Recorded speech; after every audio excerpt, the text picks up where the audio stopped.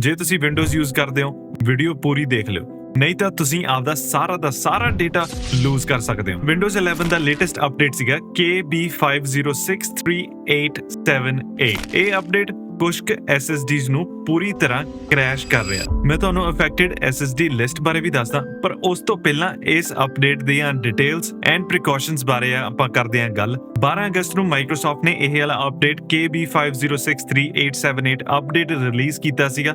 ਇਹ ਇੱਕ security patch ਹੋਣਾ ਚਾਹੀਦਾ ਸੀ, ਪਰ ਇਹ ਪੈਚ ਨਾਲ ਹੀ ਸ਼ੁਰੂ ਹੋਈ ਸਭ ਤੋਂ ਵੱਡੀ ਪ੍ਰੋਬਲਮ। ਕਈ ਯੂਜ਼ਰਸ ਕਹਿ ਰਹੇ ਨੇ ਅਪਡੇਟ ਇੰਸਟਾਲ ਕਰਨ ਤੋਂ ਬਾਅਦ SSD ਡਿਸਅਪੀਅਰ ਹੋ ਰਹੀ ਹੈ। ਕੁਝ ਕੇਸਿਸ ਦੇ ਵਿੱਚ ਤਾਂ ਬਾਇਓਸ ਦੇ ਵਿੱਚ ਡਰਾਈਵ ਸ਼ੋ ਹੀ ਨਹੀਂ ਹੁੰਦੀ ਪਈ ਤੇ ਕਈ ਡਰਾਈਵਸ ਰॉ ਪਾਰਟੀਸ਼ਨ ਦੇ ਵਿੱਚ ਕਨਵਰਟ ਹੋ ਰਹੀਆਂ ਨੇ, ਮਤਲਬ ਡੇਟਾ ਰਿਕਵਰ ਲਗਭਗ ਇੰਪੋਸੀਬਲ ਆ। ਹੁਣ ਸਭ ਤੋਂ ਪਹਿਲੀ ਗੱਲ, ਕਿਹੜੀਆਂ SSDs ਅਫੈਕਟਡ ਨੇ? ਰਿਪੋਰਟਸ ਕਹਿ ਰਹੀਆਂ ਨੇ WD Blue Corsair Crucial list goes on। List ਬਹੁਤ ਜ਼ਿਆਦਾ ਲੰਬੀ ਆ। ਤੁਸੀਂ ਇਹ ਵਾਲੀ ਲਿਸਟ ਦੇ ਵਿੱਚੋਂ ਆਪਦੀਆਂ SSD ਦੇਖ ਸਕਦੇ ਆ ਕਿ ਤੁਹਾਡੀ ਅਫੈਕਟਡ ਹੈਗੀਆਂ ਕਿ ਨਹੀਂ। ਪਰ ਹੁਣ ਕੁਝ SSD ਸੇਫ ਵੀ ਨੇ, Samsung, Seagate, Crucial ਤੇ ਹੋਰ ਵੀ। ਇਹਨਾਂ ਡਰਾਈਵਸ ਵਿੱਚ ਕੋਈ ਵੀ ਇਸ਼ੂ ਰਿਪੋਰਟ ਹਜੇ ਤੱਕ ਨਹੀਂ ਹੋਇਆ। ਤਾਂ ਜੇ ਤੁਸੀਂ ਰਿਸਕੀ SSD ਯੂਜ਼ ਕਰਦੇ ਪਏ ਹੋ ਜਾਂ ਫਿਰ ਨਹੀਂ ਵੀ ਕਰ ਰਹੇ, ਸਟਿਲ ਐਕਸਟਰਾ ਕੇਅਰਫੁਲ ਰਹੋ, ਆਪਦੇ ਡੇਟਾ ਨੂੰ ਸੇਫ ਰੱਖੋ। ਹੁਣ ਇਹ ਅਸਲ ਦੇ ਵਿੱਚ ਬਗ ਕੰਮ ਕਿਵੇਂ ਕਰਦਾ, ਐਕਚੁਅਲ ਦੇ ਵਿੱਚ SSDs ਖਰਾਬ ਕਿਵੇਂ ਹੋ ਰਹੀਆਂ? ਇਹ ਬਗ ਮੇਨਲੀ ਹੈਵੀ ਫਾਈਲ ਰਾਈਟਸ ਦੇ ਵਿੱਚ ਐਕਟੀਵੇਟ ਹੁੰਦਾ। ਜੇ ਤੁਸੀਂ 50 GB ਤੋਂ ਵੱਡਾ ਕੋਈ ਫਾਈਲ ਟ੍ਰਾਂਸਫਰ ਵਗੈਰਾ ਕਰਦੇ ਆ, ਜਾਂ ਫਿਰ ਤੁਹਾਡੀ SSD ਆਲਰੇਡੀ 60% ਤੋਂ ਜ਼ਿਆਦਾ ਫੁੱਲ ਆ, ਡਰਾਈਵ ਇੱਕਦਮ ਵੈਨਿਸ਼ ਹੋ ਸਕਦੀ ਆ, ਡੇਟਾ ਕ੍ਰੈਸ਼ ਹੋ ਸਕਦਾ। ਕਾਫੀ ਜ਼ਿਆਦਾ ਸੋਲੂਸ਼ਨਸ ਆ, ਮੇਬੀ ਤੁਹਾਡੇ ਵਾਸਤੇ ਕੰਮ ਕਰੇ, ਨਹੀਂ ਦੇਖਦੇ ਆ। ਸਭ ਤੋਂ ਪਹਿਲਾਂ ਇਸ ਅਪਡੇਟ ਨੂੰ ਕਰੀਏ ਅਨਇੰਸਟਾਲ। ਆਪਾਂ ਸੈਟਿੰਗਸ ਦੇ ਵਿੱਚ ਜਾ ਕੇ ਵਿੰਡੋਜ਼ ਅਪਡੇਟ ਤੇ ਕਲਿੱਕ ਕਰਾਂਗੇ।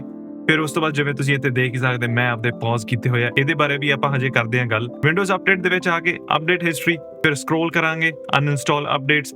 ਇੱਥੇ ਆਪਣੇ ਕੋਲੇ ਉਹ ਵਾਲਾ ਅਪਡੇਟ ਆ ਗਿਆ। ਲਓ ਜੀ, security update for Microsoft windows KB506388। ਇੱਥੇ ਅਨਇੰਸਟਾਲ ਤੇ ਕਲਿੱਕ ਕਰਨਾ। ਕਈ ਯੂਜ਼ਰਸ ਕਹਿ ਚੁੱਕੇ ਨੇ ਇਹ ਵਾਲਾ ਅਪਡੇਟ ਅਨਇੰਸਟਾਲ ਕਰਕੇ ਉਹਨਾਂ ਦਾ ਇਸ਼ੂ ਫਿਕਸ ਹੋ ਗਿਆ। ਹੁਣ ਫਿਰ ਮੇਰੇ ਲਈ ਇਹ ਅਪਡੇਟ ਅਨਇੰਸਟਾਲ ਨਹੀਂ ਹੁੰਦਾ ਪਿਆ, ਹਾਲਾਂਕਿ ਮੇਰੀ SSD ਅਫੈਕਟਡ ਵੀ ਨਹੀਂਗੀ, ਫਿਰ ਵੀ ਪ੍ਰੀਕਾਸ਼ਨ ਇਜ਼ ਦ ਕੀ। ਹੁਣ ਜਦੋਂ ਮੈਂ ਸਿਕਿਉਰਿਟੀ ਅਪਡੇਟ ਨੂੰ ਅਨਇੰਸਟਾਲ ਕਰਦਾ ਤੇ ਇੱਥੇ ਮੈਨੂੰ ਐਰਰ ਸ਼ੋ ਹੋ ਜਾਂਦਾ। ਇਹਨੂੰ ਫਿਕਸ ਕਿਵੇਂ ਕਰਨਾ? ਬਹੁਤ ਸਿੰਪਲ ਹੈ। ਪਹਿਲਾਂ ਸਿਸਟਮ ਦੇ ਵਿੱਚ ਜਾ ਕੇ ਤੁਸੀਂ ਆਪਦਾ ਚੈੱਕ ਕਰੋ ਕਿ ਤੁਹਾਡੇ ਕੋਲੇ ਵਿੰਡੋਜ਼ ਪ੍ਰੋ ਹੈਗੀ ਆ ਕਿ ਨਹੀਂ। ਜੇ ਤੁਹਾਡੇ ਕੋਲੇ ਵਿੰਡੋਜ਼ 11 ਪ੍ਰੋ ਆ, ਫਿਰ ਇਹ ਵਾਲਾ ਆਪਸ਼ਨ ਤੁਹਾਡੇ ਵਾਸਤੇ ਕੰਮ ਕਰੂਗਾ। ਸਟਾਰਟ ਮੈਨੂ ਦੇ ਵਿੱਚ ਜਾ ਕੇ ਟਰਨ ਲਿਖਾਂਗੇ, ਇੱਥੇ turn windows features on end of ਤੇ ਕਲਿੱਕ ਕਰ ਦੇਣਾ। ਥੋੜਾ ਟਾਈਮ ਲੱਗ ਕੇ ਉਸ ਤੋਂ ਬਾਅਦ ਇੱਥੇ ਵਿੰਡੋਜ਼ ਸੈਂਡਬਾਕਸ ਆ, ਇਹਨੂੰ ਕਰ ਦੇਣਾ ਬੰਦ, ਇਹਨੂੰ ਕਰ ਦੇਣਾ ਓਕੇ।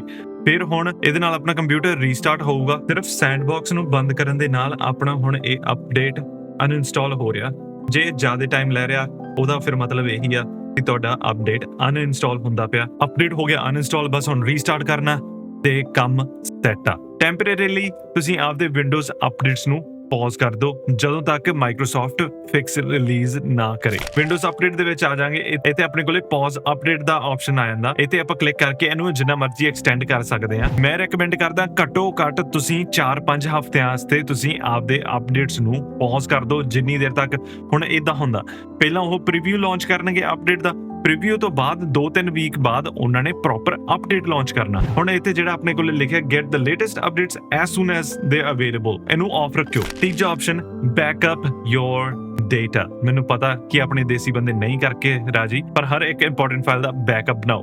3-2-1 ਦਾ ਰੂਲ ਯਾਦ ਰੱਖੋ। 3 copies, 2 different storage, 1 of site. ਇਹਦੇ ਬਾਰੇ ਵੈਸੇ ਤੁਹਾਨੂੰ ਪਤਾ ਹੋਣਾ ਚਾਹੀਦਾ, ਜੇ ਨਹੀਂ ਪਤਾ ਕਮੈਂਟਾਂ 'ਚ ਦੱਸੋ, ਐਕਸਪਲੇਨ ਕਰ ਦੂੰਗਾ ਕਮੈਂਟਾਂ ਦੇ ਵਿੱਚ। 50+ GB ਫਾਈਲ ਕਾਪੀ ਜਾਂ ਮੂਵ ਕਰਨਾ ਅਵੋਇਡ ਕਰਿਓ, ਸਪੈਸ਼ਲੀ ਜੇ ਡਰਾਈਵ ਆਲਰੇਡੀ ਤੁਹਾਡੀ ਜ਼ਿਆਦਾ ਫੁੱਲ ਹੋਈ ਵੀ ਆ। ਜੇ ਕੋਈ ਗੇਮ ਇੰਸਟਾਲ ਕਰਨ ਦਾ ਸੋਚਦੇ ਆ ਤੇ I would recommend you wait for some time. Firmware update check. WD Corsair Crucial ਆਪਣੀ ਅਫੀਸ਼ੀਅਲ ਸਾਈਟ ਤੇ ਤੁਸੀਂ ਚੈੱਕ ਕਰ ਸਕਦੇ ਆ ਕਿ ਕੋਈ ਨਾ ਕੋਈ ਅਪਡੇਟ ਤਾਂ ਨਹੀਂ ਆਏ। ਕੁਝ ਬ੍ਰਾਂਡਸ ਫਰਮਵੇਅਰ ਪੈਚ ਰਿਲੀਜ਼ ਕਰ ਸਕਦੇ ਨੇ, so keep an eye out for that. ਆਪਾਂ ਐਵਰੀ ਪੋਸੀਬਲ ਪਾਥ ਚੂਜ਼ ਕਰਨਾ ਆਪਦੇ ਡੇਟਾ ਨੂੰ ਸੇਵ ਕਰਨ ਲਈ, because it will frickin break your years of hard work ਜੇ ਤੁਹਾਡਾ ਕੀਤਾ ਤਾਂ। ਹੁਣ ਮਾਈਕਰੋਸਾਫਟ ਨੂੰ ਫੀਡਬੈਕ ਹਬ ਦੇ ਵਿੱਚ ਰਿਪੋਰਟ ਕਰੋ, ਤਾਂ ਕਿ ਜੇਕਰ ਕੋਈ ਨਾ ਕੋਈ ਲਾਸੂਟ ਫਾਈਲ ਹੁੰਦਾ ਤੇ ਫਿਰ ਤੁਹਾਡੀ SSD ਇਫੈਕਟ ਹੁੰਦੀ ਹੈ, ਤੁਸੀਂ ਕੰਪਨਸੇਸ਼ਨ ਲਈ ਐਲੀਜੀਬਲ ਹੋਵੋ। ਸੋਚਣਾ ਪੈਂਦਾ, ਯੂ نو, ਆਫ ਕੋਰਸ ਲਾਸੂਟਸ ਵਗੈਰਾ ਆਉਣਗੇ ਜੇ ਉਹਨਾਂ ਨੇ ਫਿਕਸ ਨਾ ਕੱਢਿਆ।